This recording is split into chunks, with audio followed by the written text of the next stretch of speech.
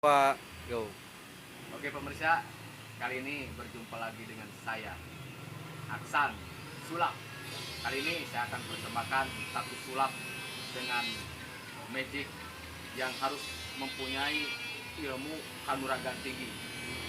Tapi kali ini saya akan persiapkan untuk Anda semuanya dengan hanya satu trik atau bisa disebut sulap. Oke, saya akan peragakan langsung. Ini satu buah batang rokok yang nanti akan saya hilangkan dalam waktu kurang lebih 5 detik atau 2 detik saja. Oke, perhatikan pemirsa.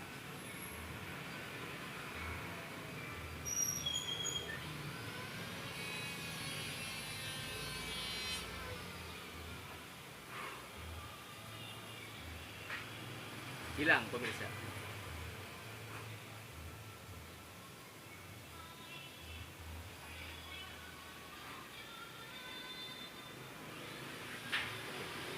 Terima kasih telah menonton video saya. Sampai jumpa di episode selanjutnya.